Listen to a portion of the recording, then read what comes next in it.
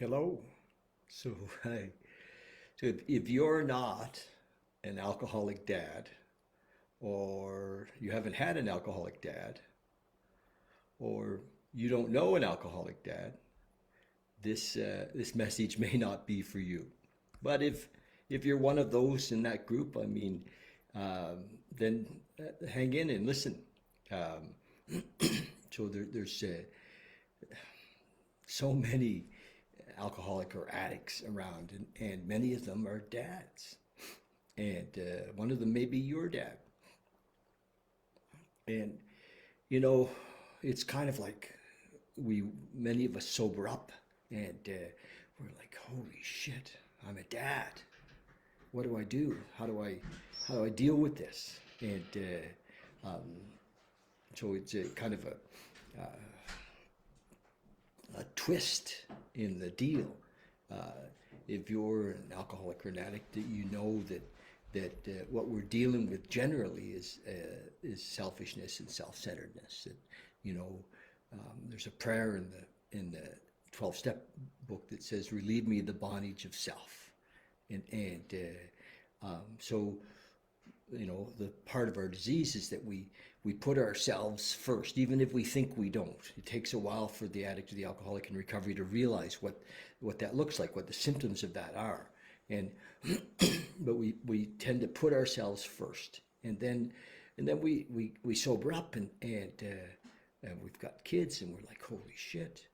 All right, here I am. And in the beginning, we think, well, being sober is enough, and we're dealing with all these emotions that we've been masking for years. We're dealing with you know the realities of life, or work, and the relationship with the mother of our children. Some of us are fortunate enough that we're still in a relationship, or an active relationship. I mean, we're always going to be in an active relationship with the mother of our children, but some of us are lucky enough that we're still in the same house, and we're all trying to work it out and figure out, how is this going to work. Often, if we've been an addict and alcoholic, and we've been drinking and using, and we were married and had kids, the mother of our kids also kind of became our mom, because we were very dependent, and acting out, and so she had to look after things often, and so here we are, we're sober now, and we want to be great dads. We're like, okay, I want to be a great dad, but we don't really know how to do that. And I sobered up myself at 25, and my daughter was 6 months old at the time, and she was a big, that was a big deal for me. That was like one of the major things, that I knew that I had to do something. I was, still drinking, still using, and here was this little infant, that was so, dependent, and I had no skills, like zero skills. I was probably the worst pick that you could imagine for, if you'd had a chance to pick for a dad, I wouldn't have been it. And I was scared, and I was 25, going on emotionally, going on 13 or 14 probably, and so I sobered up, and I thought, okay, that was the part of the deal. If I quit drinking and using, maybe I can bring something to this job. I hadn't actually worked for a living yet at 25. I had, I don't want to tell you what I was doing for a living, but it wasn't regular work.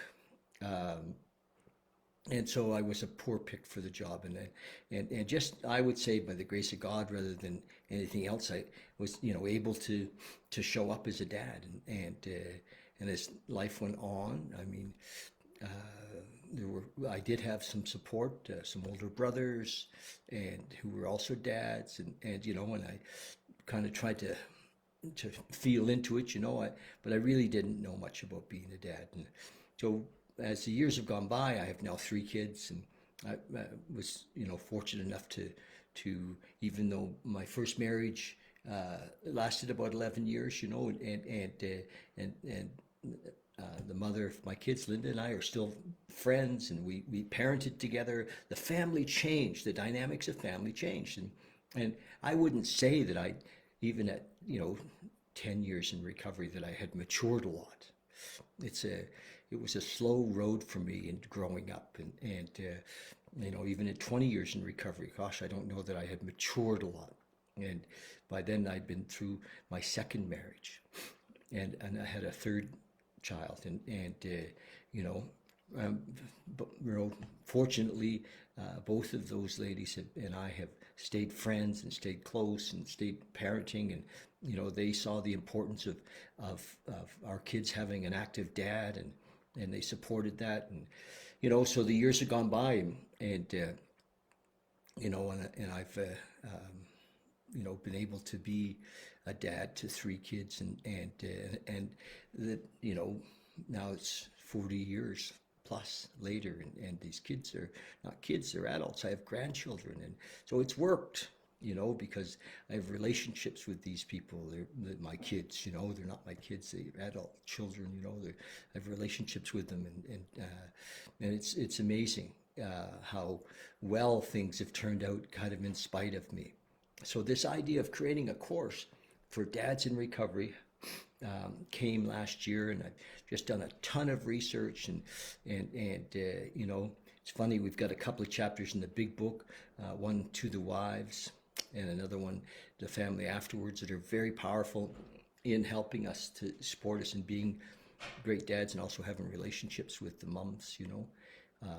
So we've just finished week 2, and week 3 is about the relationship with our mums, with the kids' mums, and I'm so looking forward to that Tuesday night. 14 men in the program, first time through. It's a prototype. We're working together. They're giving me lots of feedback, there's so much material, but to help men see this next week, to open up the door, to recognize that, okay, the family doesn't look like what we thought it was going to look like. In many cases, these men are not with the mums of their children. Some they are, and some have 2 or 3 exes, and one guy has 7 kids with 4 women, and so how is that relationship? And how can we strengthen that relationship, and how can we bring love into those relationships with the mothers of our children, the women we call our exes, even, I mean, what else can we do but bring love into those relationships? So that's the deal.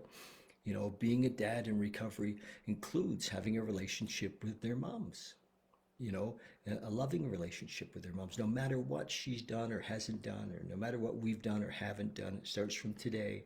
How do we bring love into those relationships? And men have to realize too that years of broken promises, broken trust takes time to heal. It does, and it's a long road ahead. It says in our book there'll be a long road of rebuilding ahead. So we're talking about being a great dad in recovery, and our kids need us. It doesn't matter how old they are.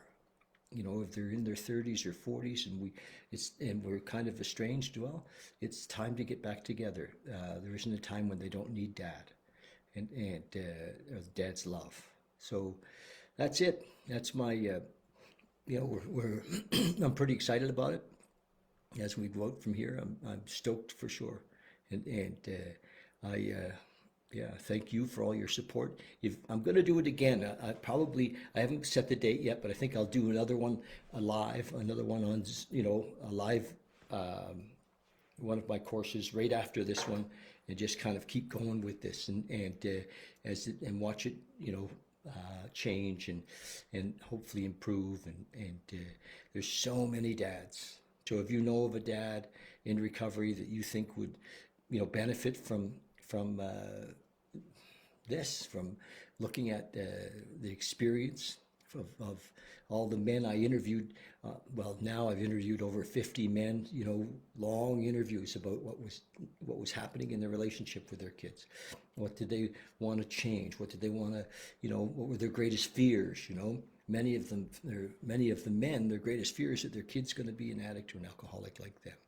Well, it seems that the numbers are high, very high, like 50% of our kids do become addicts and alcoholics. And again, bringing love, what does love look like into all those relationships?